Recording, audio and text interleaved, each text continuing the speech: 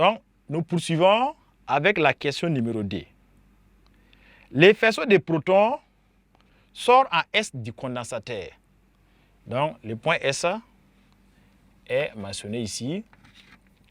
Donc, ça suppose que les électrons qui sont arrivés qui vont orienter vers en haut là, vont devoir redescendre pour passer par le point S. Alors, on nous demande indiquer en justifiant le signe de U égale à VA moins VB.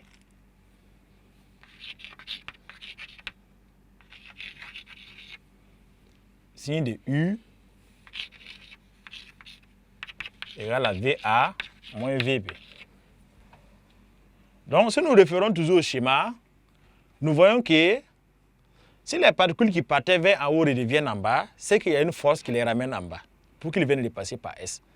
Ça veut dire que dans ce compartiment-là, la force électrique FE est dirigée vers en bas. S'il n'y a pas de force électrique, il continue droit pour aller cogner cette plaque supérieure. Donc, s'il dévie pour redescendre encore, c'est qu'il y a une force qui les renvoie en bas. Donc, F est dirigé vers en bas. Et comme pour les protons, Q est positif, et si Q est positif, F et E sont du même sens. Donc, si E vient en bas, c'est que le champ E aussi vient en bas. Et nous constatons que le champ E est orienté de quelle plaque? De la plaque A vers la plaque B. Donc, ce qui veut dire que, suivant l'orientation du champ E là, on peut dire que le potentiel de A, là où il est quitté, est supérieur au potentiel de B. Donc, ça va des potentiels les plus élevés vers les moins élevés. Donc, ce qui conduit à dire alors que VA moins VB est supérieur à 0. Alors que VA moins VB n'est autre que la tension U, on peut donc écrire que U est supérieur à 0. Donc, ça c'est la D petit a. Donc, pour le signe de la tension, on reprend, vu que la particule redescend, c'est qu'il y a une force qui la fait redescendre. Une force qui fait redescendre les protons. Donc, cette force F est orientée vers en bas, et comme Q est positif, donc le champ E aussi vient vers en bas. Donc, le champ E part alors de A vers B. Donc, VA dépasse VB, et on conclut que la tension U proposée est de signe positif. Au petit b, donnez l'équation de la trajectoire des protons dans le repère OIJK. Petit b, l'équation de la trajectoire.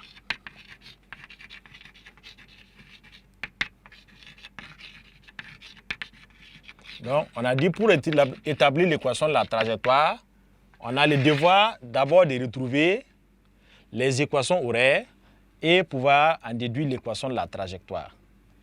Donc, nous allons commencer par l'accélération, comme toujours. D'après la deuxième loi de Newton, la relation fondamentale de la dynamique, MA est égal à FE.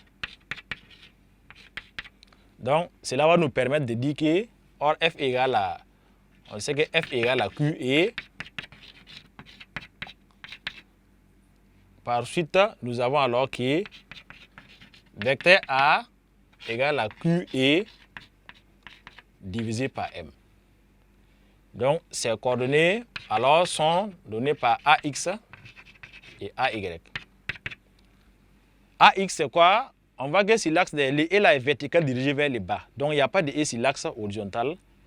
D'ailleurs, le E est perpendiculaire à l'axe horizontal. Donc, si l'axe horizontal E vaut 0, donc A vaut 0 là-bas. Si l'axe YK, le E vient en bas, alors que l'axe Y part en haut. Donc, c'est le sens contraire. Donc, le E prend un signe moins.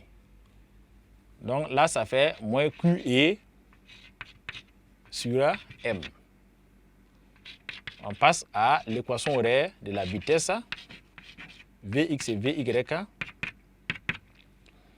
L'équation horaire de la vitesse, c'est la primitive de 0 ici. Ax qui fait 0. Donc, la primitive va devenir constante. Donc, et la constante là, vu l'orientation que nous avons au tableau, ça correspond aux valeurs initiales de la vitesse lorsqu'il pénètre d'entre les plaques. Donc, ici, la constante, on va l'appeler C1 d'abord. Et les Vy, on fait pareil. Ça va faire moins QE si M fois T plus une constante CD. C1 correspond au V0X et CD correspond au V0Y. Donc, nous allons les déterminer. Les V0x, avec ce que nous avons sur le schéma, donc il y a un angle alpha qui est proposé ici. Donc lorsque l'angle alpha qui est là, ça c'est le V0x et l'autre côté c'est le V0y. En fonction de l'angle alpha, donc nous avons l'axe y qui est là, l'axe x qui est là et le vecteur V0 qui est là, faisant un angle alpha.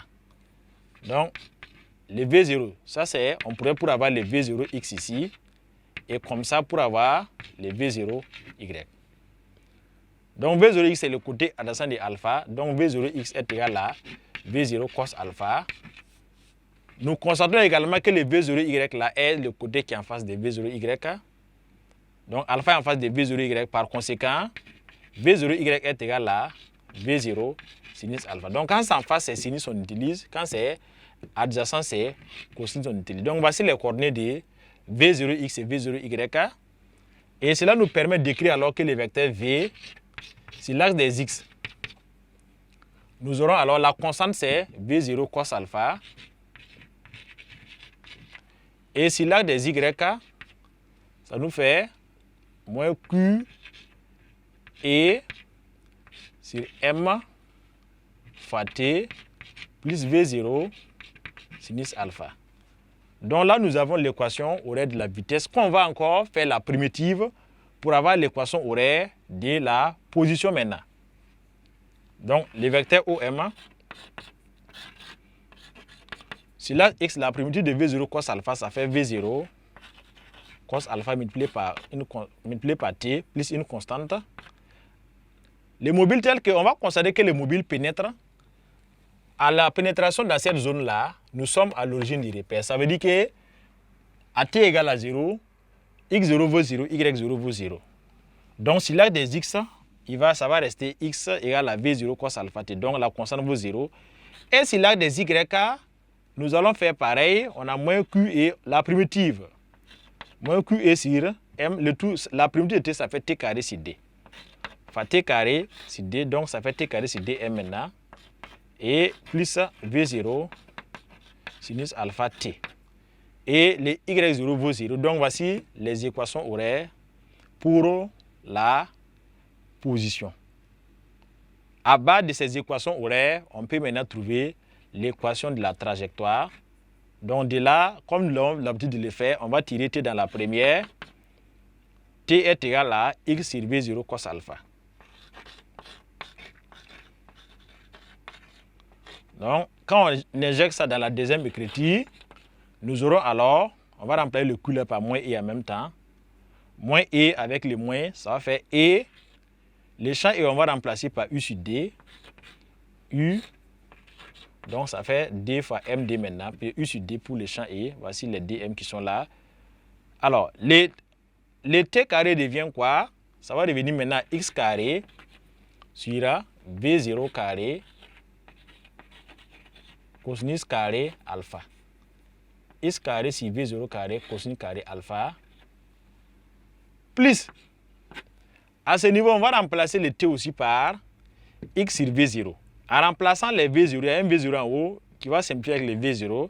Il y a un sinus en haut et un cosinus en bas. Donc, sinus sur cosinus, ça fait tangente. Donc, ça va nous faire alors, là-bas, il reste X tangente alpha. Donc voici ainsi l'équation de la trajectoire. Donc ça c'est l'équation de la trajectoire que nous venons de trouver.